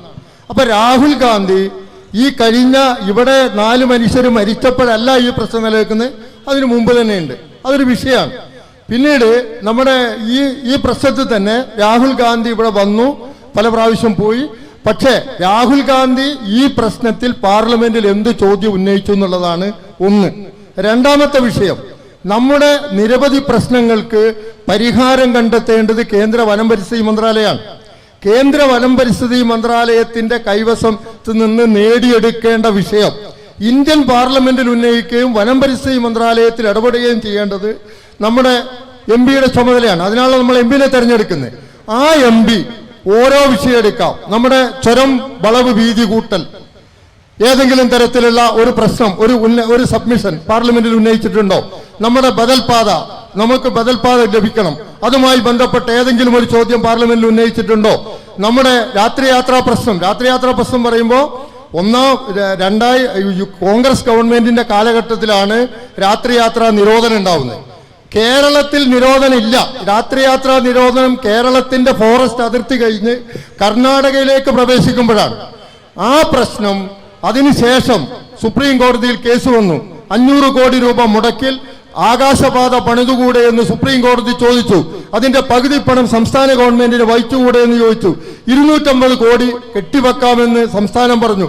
പക്ഷെ കർണാടക ഗവൺമെന്റിന്റെ അഫിഡവിറ്റ് ഇതിനെതിരാണ്. അതുകൊണ്ട് തന്നെ രാത്രിയാത്രാ പ്രശ്നം പരിഹരിക്കാൻ കഴിയുന്നില്ല. അത് സുപ്രീം കോടതിയിൽ ഇപ്പൊ നിലനിൽക്കുകയാണ്. കഴിഞ്ഞ പ്രാവശ്യം രാഹുൽ ഗാന്ധി വന്നപ്പോൾ പറഞ്ഞത്, ഞാൻ ഇന്ത്യയിലെ ഏറ്റവും പ്രഗത്ഭനായ വക്കീലിനെ സുപ്രീം കോടതിയിൽ വെച്ച് ഈ പ്രശ്നത്തിന് പരിഹാരം ഉണ്ടാക്കുന്ന കപിൽ സിബൽ വെച്ച് ഞാൻ ഇതിന് പരിഹാരം ഉണ്ടാക്കുന്ന, പക്ഷെ പരിഹാരം ഇന്നും ഇല്ല. അപ്പൊ MBയെ സംബന്ധിച്ച് തികഞ്ഞ പരാജയമാണ് എന്ന കാര്യത്തിൽ സംശയമില്ല. ഈ കാര്യത്തിൽ ഒരു MP എന്ന നിലയ്ക്ക് മറ്റ് ഇവിടെ വെള്ളപ്പൊക്ക സമയത്ത് വന്നത് നല്ല കാര്യം, ചെയ്തത് നല്ല കാര്യം, നല്ലതിനെ ഒന്നും നിഷേധിക്കുന്നില്ല. പക്ഷെ പാർലമെന്റിൽ ഒരു പാർലമെന്റ് മെമ്പർ ഉന്നയിക്കപ്പെടേണ്ട വിഷയങ്ങൾ കൃത്യതയോടുകൂടി ഉന്നയിച്ചിട്ടുണ്ട് എന്ന് തെളിവ് സഹിതം, വെറുതെ പറഞ്ഞിട്ട് കാര്യമില്ല, രേഖ സഹിതം പറഞ്ഞാൽ ഞങ്ങൾ അംഗീകരിക്കാം. ശ്രീ കെ വിനയൻ, പ്രധാനമായും അദ്ദേഹം ഒരുപാട് വിഷയങ്ങൾ, ചുരം, അതുപോലെ വന്യമൃഗശല്യം, ഇത് പാർലമെന്റിൽ അവതരിപ്പിച്ചിട്ടുണ്ടോ? അല്ല, ഇതില് രാത്രി യാത്ര ഗതാഗത നിരോധനം വക്കീലിനെ ഏർപ്പെടുത്തു പറഞ്ഞു. ആ കേസിൽ ട്രയൽ നടന്നുകൊണ്ടിരിക്കുന്ന കേസിൽ രാഹുൽ ഗാന്ധിക്ക് വേണ്ടി MK രാഘവൻ ആ കേസിൽ കക്ഷിയാണ്. MK രാഘവന് വേണ്ടി സീനിയർ അഭിഭാഷകൻ സുപ്രീം കോടതിയിൽ ആ കേസിൽ അപ്പിയർ ചെയ്യുകയാണ്. ആ കേസിന്റെ ഇപ്പോഴത്തെ സ്റ്റാറ്റസ് എന്താണെന്നറിയോ? ഈ ആക്ഷേപം ഉന്നയിച്ചവർ പോലും തെരഞ്ഞെടുപ്പിന് വേണ്ടി ഉപയോഗിക്കുക എന്നല്ലാണ്ട് ആ കേസ് ഫോളോ ചെയ്യുന്നില്ല എന്നുള്ളതാണ്. ആ കേസിന്റെ കറന്റ് സ്റ്റാറ്റസ് കേരള ഗവൺമെന്റിനോട്, കർണാടക ഗവൺമെന്റിനോട്, ministry off road transport and highway, ഈ 3 വകുപ്പുകളോടും സ്റ്റാറ്റസ് റിപ്പോർട്ട് ചെയ്യാൻ ആവശ്യപ്പെടുക. കർണാടക എലിവേറ്റഡ് ഹൈവേക്ക് സന്നദ്ധമാണ് എന്ന് റിപ്പോർട്ട് കൊടുത്തു കഴിഞ്ഞു. ഞാനും നിങ്ങളും ഈ ചർച്ചയ്ക്ക് മുഖാമുഖം നിൽക്കുന്ന ഈ നിമിഷം വരെ കേരളം അതിന്റെ റിപ്പോർട്ട് കൊടുത്തിട്ടില്ല. Ministry off road transport and highway ഇതുവരെ റിപ്പോർട്ട് കൊടുത്തിട്ടില്ല. അപ്പോ ഇത്തരം കാര്യങ്ങളിൽ കഴിഞ്ഞ ഗവൺമെന്റിന്റെ, കർണാടക ഗവൺമെന്റിന്റെ കാലത്ത് ആകുമോ ഇല്ലയോ എന്നുള്ള ഞാൻ പറഞ്ഞോളാം, ഞാൻ വരാം. കേരളം കൃത്യമായി റിപ്പോർട്ട് കൊടുത്തു എന്ന് മാത്രമല്ല, സുപ്രീം കോടതി നിർദ്ദേശിച്ചാൽ 250 കോടി രൂപ കെട്ടിവെക്കാമെന്ന് കോടതിയിൽ കൃത്യമായി പറഞ്ഞതാണ് കേരളത്തിന്റെ അഭിഭാഷകൻ. ഇനി ഒരു അഫിഡവിറ്റ് കൊടുക്കേണ്ടതെന്നോ?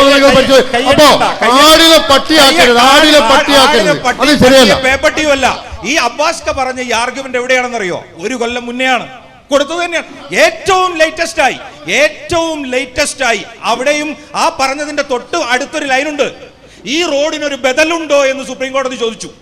ഒരു ഭാഗത്ത് ഇത് പറഞ്ഞതിനോടൊപ്പം ഈ റോഡിനൊരു ബദലുണ്ടോ എന്ന് ചോദിച്ചപ്പോ രാഹുൽ ഗാന്ധിക്ക് വേണ്ടി MK രാഘവന്റെ വക്കാലത്തിൽ കോടതിയിൽ പറഞ്ഞു ഈ റോഡിനൊരു ബദലില്ല.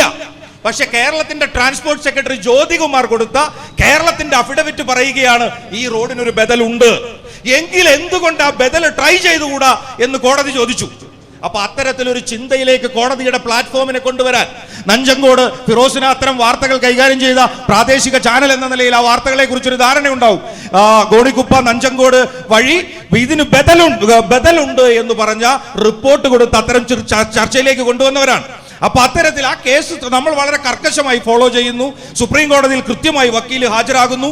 നമ്മുടെ റോഡിന്റെ താല്പര്യം സംരക്ഷിക്കുന്നതിന് വേണ്ടി അതിൽ നിലനിൽക്കുന്നു. 2, വന്യജീവി സംഘർഷവുമായി ബന്ധപ്പെട്ടുകൊണ്ട് സംസ്ഥാന ഗവൺമെന്റിന്റെ കഴിഞ്ഞ ബജറ്റിൽ വകയിരുത്തിയ തുക എത്രയാണെന്നറിയോ? കാടും റോഡും വേർതിരിക്കുന്നതിന് വേണ്ടി സംസ്ഥാന ബജറ്റിൽ 50 കോടി രൂപ വകയിരുത്തി. 14 ജില്ലയ്ക്ക് വേണ്ടിയിട്ടാ, വയനാട് ജില്ലയ്ക്ക് വേണ്ടി മാത്രമല്ല. 50 കോടിയെ 14 വേണ്ട 10ആയി ഹരിച്ച ഈ ജില്ലയ്ക്ക് കിട്ടുക 5 കോടിയാ. ഇനി പോട്ടെ, ആ 50 കോടിയിൽ ഇവര് ചെലവഴിച്ച പൈസ എത്രയാണെന്നറിയോ? വെറും 42 കോടിയാണ്. അല്ല 8 കോടിയാണ്. ബാക്കി 42 കോടിയും ചെലവഴിക്കപ്പെട്ടില്ല. ഇനി പുതിയ ബജറ്റ്, ഇത്ര കണ്ട് പ്രശ്നമുണ്ടായ സമയത്ത് പുതിയ ബജറ്റ് അവതരിപ്പിച്ചപ്പോ ആ ബജറ്റിൽ 200-250 കോടിയില്ല, 60 കോടിയാണ്. വന്യമൃഗശല്യം നിൽക്കുന്ന ഇടുക്കിക്ക് വേണ്ടി, തൃശ്ശൂരിന് വേണ്ടി, വയനാടിന് വേണ്ടി, വിവിധ ജില്ലകൾക്ക് വേണ്ടി വെച്ചിരിക്കുന്ന തുക. അപ്പൊ ഇത്തരം അപര്യാപ്തമായ നിയമ ഭേദഗതിയുടെ പാർലമെന്റിന്റെ ഇടപെടൽ രാഹുൽ ഗാന്ധി ഇടപെടുക. സംസ്ഥാനം ഈ കാര്യത്തിൽ കാടും നാടും വേർതിരിക്കാൻ, മതിലു തീർക്കാൻ, വേലി തീർക്കാൻ എന്തു ചെയ്തു എന്ന് പറയാനുള്ള സംസ്ഥാനമാണല്ലോ ഇതൊക്കെ ചെയ്യേണ്ടത്. രാഹുൽ ഗാന്ധി അവിടെ നിൽക്കട്ടെ. നമുക്ക് പറയാം, വന്യജീവി ആക്രമണത്തിൽ കൊല ചെയ്യപ്പെട്ടവരുടെ നഷ്ടപരിഹാരം ഞാൻ പറഞ്ഞു 10 ലക്ഷം കൊടുത്തു. 72.97 കോടി രൂപയാണ് ഈ 3 വർഷത്തിനടുത്ത് ഗവൺമെന്റ് കൊടുത്തിട്ടുള്ളത്. 2022, 23, 24 22.28 കോടി രൂപ നൽകിയിട്ടുണ്ട്. ഈ വനസൗഹൃദ പാത എന്ന നിലയിൽ 4311 പാതകൾ പൂർത്തീകരിച്ചിട്ടുണ്ട്. ഇതൊക്കെ കണക്കുള്ളതാണല്ലോ. അതുപോലെ തന്നെ 36.8 കിലോമീറ്റർ ആന പ്രതിരോധ കിടങ്ങിന് 18.74 ലക്ഷം രൂപ. മനസ്സിലായില്ലേ? ഈ 1/2 കിലോമീറ്റർ ആന പ്രതിരോധ മതിൽ 5 ലക്ഷം രൂപ തുടങ്ങി 620 കോടി റുപ്യ. അത് പുറമെ 610 കോടി റുപ്യയുടെ പദ്ധതി കേന്ദ്ര ഗവൺമെന്റിലേക്ക് ഈ സംസ്ഥാന ഗവൺമെന്റ് സമർപ്പിച്ചു.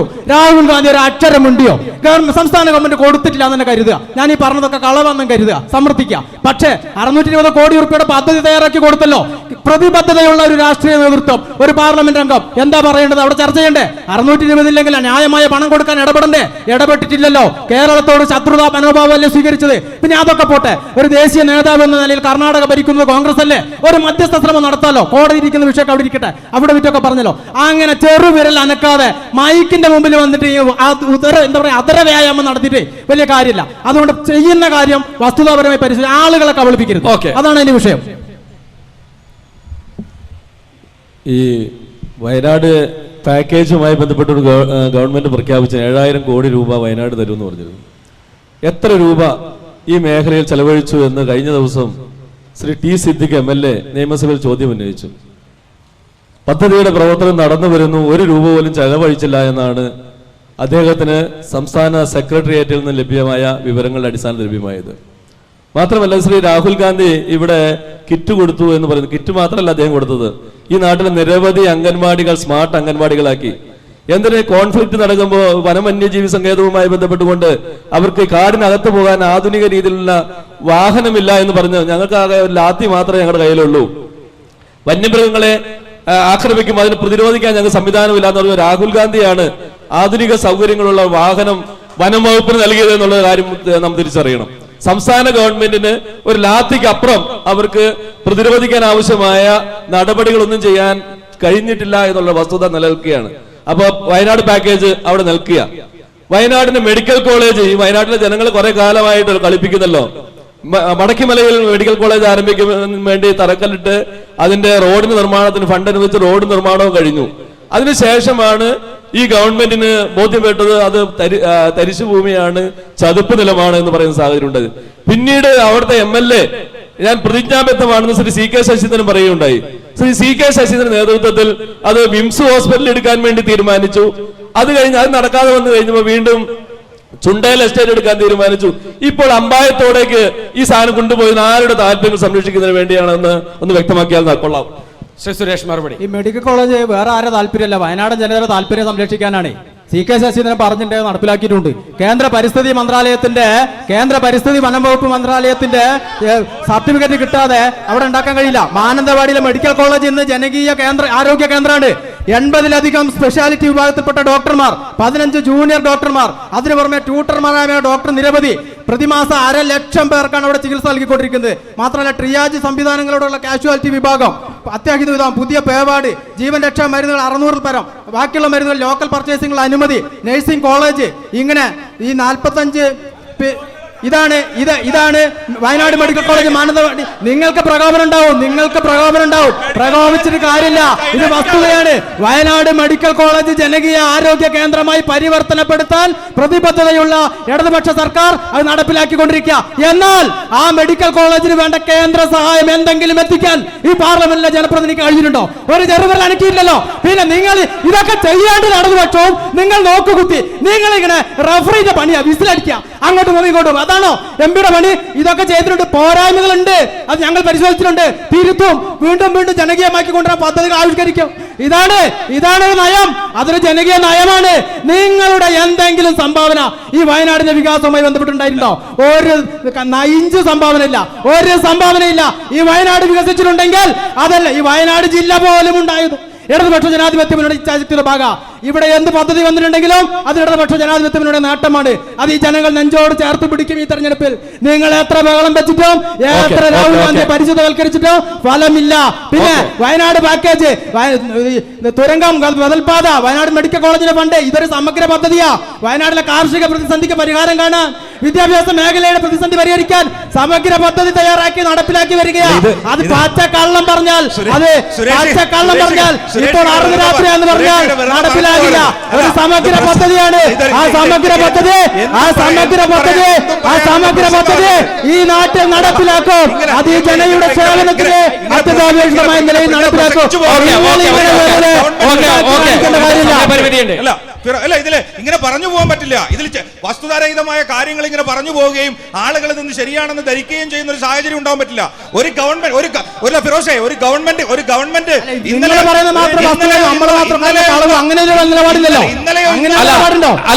എല്ലാവർക്കും ഉള്ള സമയം കൊടുത്തിട്ടുണ്ട്. താങ്കൾക്ക് സമയം തന്നതുപോലെ അദ്ദേഹത്തിന് സമയം കൊടുത്തതാ. അല്ല, അതുകൊണ്ടാണ് ഞാൻ ഇടപെട്ടത്.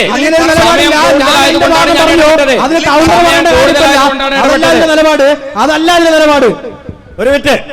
भाई और बहनों, मेरा देशवासियों, अपना अकाउंट में 1,15 लाख रुपया हम डालूंगा. ये मोदी का गारंटी.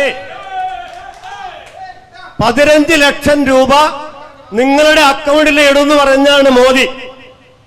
നിങ്ങൾക്ക് ആർക്കെങ്കിലും കിട്ടിയോ? അറിയാൻ കിട്ടിയോ? ഇവിടെ ആർക്കെങ്കിലും കിട്ടിയോന്ന് അറിയില്ല.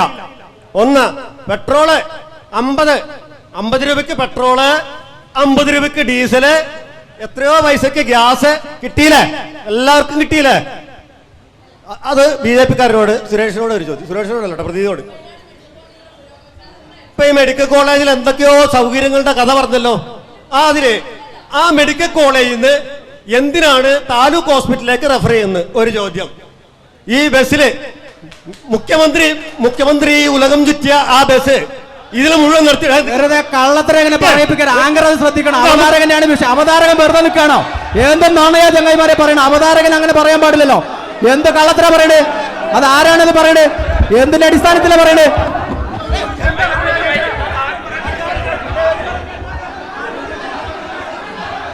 അല്ല അതിലെ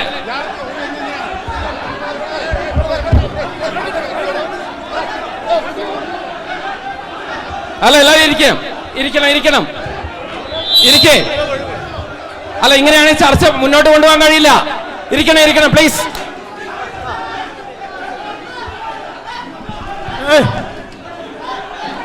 സുരേഷ് സംസാരിച്ചപ്പോ ഇവര് കൂടിയല്ലോ, നിങ്ങൾ അവിടെയായിരുന്നു. അല്ല, കൗണ്ടർ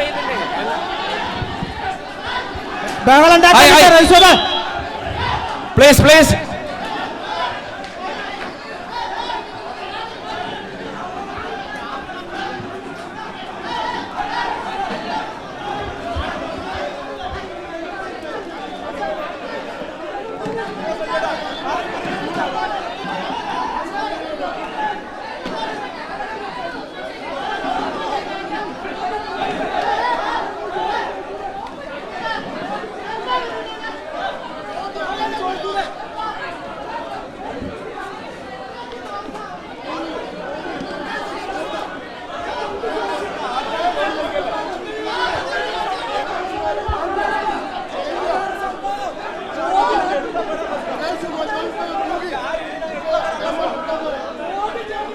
അതെ, ചോദ്യം ചോദിച്ചു ഇടയിൽ ഇടപെട്ടതാ.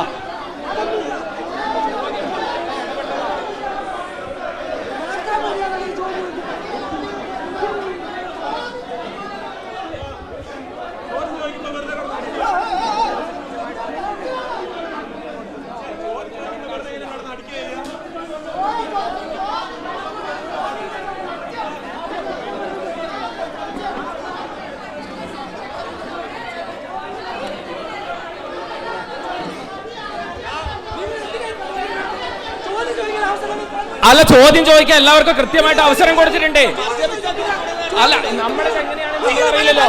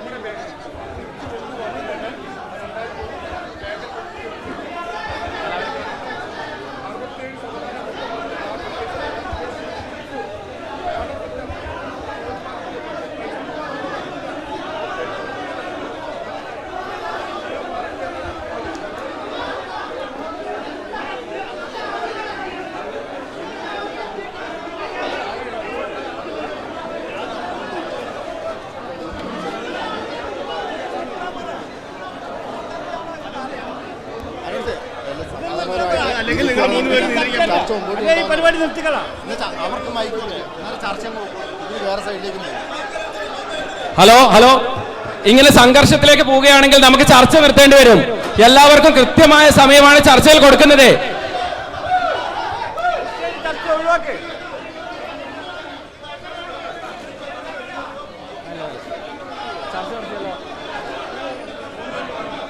എന്താ ചെയ്യുന്നത്? നിങ്ങളാണ് പറയണ്ടത്. നിർത്തല്ലേ?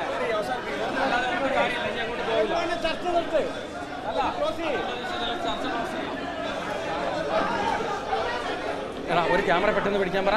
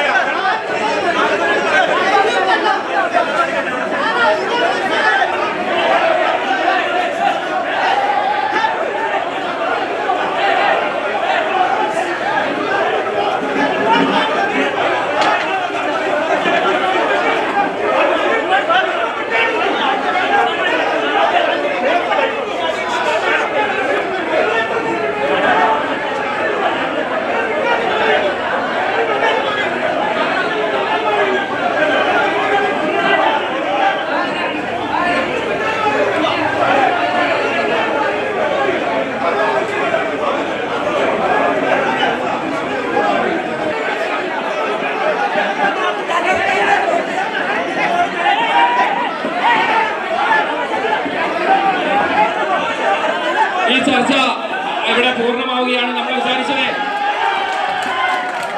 ചർച്ച ഇവിടെ പൂർണ്ണമാവുകയാണ്. കാരണം എല്ലാവർക്കും കൃത്യസമയം കൊടുത്തിരുന്നു, കൃത്യമായ മറുപടിയും കൊടുത്തിരുന്നു. പക്ഷേ യാദൃശ്യവശാൽ ഈ ചർച്ച ഇത്തരത്തിലേക്ക് നീങ്ങി. ഈ ചർച്ച ഇവിടെ പൂർണ്ണമാകുന്നു. ചർച്ചയിൽ പങ്കെടുത്ത എല്ലാവർക്കും ഒരിക്കൽ കൂടി നന്ദി രേഖപ്പെടുത്തുന്നു. നന്ദി, നമസ്കാരം.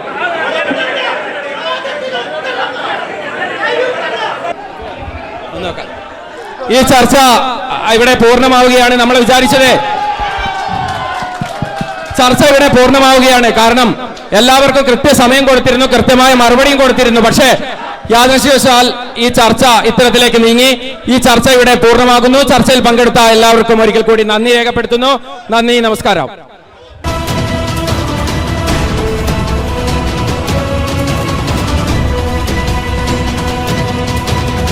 ലോക്സഭാ തിരഞ്ഞെടുപ്പിന് ഇനി ദിവസങ്ങൾ മാത്രം. പ്രചാരണത്തിന്റെ ആവേശം കൊടുകുടി കയറുമ്പോൾ മലനാട് ചാനൽ സംഘടിപ്പിക്കുന്ന തത്സമയ സംവാദം. ചോദിച്ചു കുഴക്കാൻ പൊതുജനം, ചുട്ട മറുപടി തേടി നേതാക്കൾ. High range punch. കാത്തിരിക്കുക, തൊട്ടടുത്ത ദിനങ്ങളിൽ നിങ്ങളുടെ നാട്ടിലും. കേരളത്തിലെ ഏറ്റവും വലിയ IT മാൾ ഇനി വയനാടിന് സ്വന്തം. വയനാട്ടിൽ IT രംഗത്ത് പുതുചരിത്രം സൃഷ്ടിച്ച SM സോഫ്റ്റിന്റെ IT മാൾ സുൽത്താൻ ബത്തേരിയിൽ. അനവധി സേവനങ്ങൾ ഒരു കുടക്കീഴിൽ. ലോകോത്തര ലാപ്ടോപ്പ് ബ്രാൻഡുകളായ ഡെൽ, HP, ലെനോവോ എന്നിവയുടെ എക്സ്ക്ലൂസീവ് ഷോറൂമുകൾ. നിങ്ങളുടെ ഇഷ്ടപ്പെട്ട ഗെയിമിംഗ് എക്സ്പീരിയൻസ് ചെയ്ത് ബഡ്ജറ്റ് ഗെയിമിംഗ് കമ്പ്യൂട്ടർ സ്വന്തമാക്കാനുള്ള സൗകര്യം. ഇൻവെർട്ടർ, സോളാർ ഇൻസ്റ്റലേഷൻ, നൂതന സാങ്കേതികവിദ്യ ഉപയോഗിച്ച് കൃത്യതയിലും വേഗതയിലും ചെയ്യുന്ന മികച്ച സർവീസ് സെന്ററുകൾ, വിശാലമായ പാർക്കിംഗ് സൗകര്യം. SM soft IT mall Sultan Bathery. ABCD എന്നല്ലേ എഴുതി വെച്ചിക്ക്. അല്ല ഇതാരാ? ആപ്പിളിന്റെ മരടിയല്ലേ? ആപ്പിളിന്റെ ഫോണും കണ്ടിനി, ജ്യൂസും കണ്ടിനി, പ്ലൈവുഡും ഉണ്ടാ. BWP grade Apple plywood. ചിതള് പിടിക്കൂല, പൂപ്പലും പിടിക്കൂല, ഉറക്കത്തൂല്ല. 25 കൊല്ലത്തെ വാറണ്ടിയാ കമ്പനി കൊടുക്കുന്നത്. ജനലും വാതിലും തുടങ്ങി ആശാരിപ്പണിക്ക് വേണ്ട എല്ലാ സാധനങ്ങളും ഇവിടെ കിട്ടും ജാനോടുതി. പിന്നെ സോളാർ വാട്ടർ ഹീറ്ററും ഇൻവേർട്ടറും ഇവിടെ ഉണ്ട്. ഇതാണ് മോഡുലർ കിച്ചൺ. ഇതിന്റെ പല മോഡലും ഇവിടെ ഉണ്ട്. ABC ഹാർഡ്വെയറിൽ കേരളത്തിലെ മുഴുവൻ കമ്പനികളുടെയും ബ്രാൻഡഡ് സ്റ്റീൽ ഡോറുകൾ കിട്ടൂ.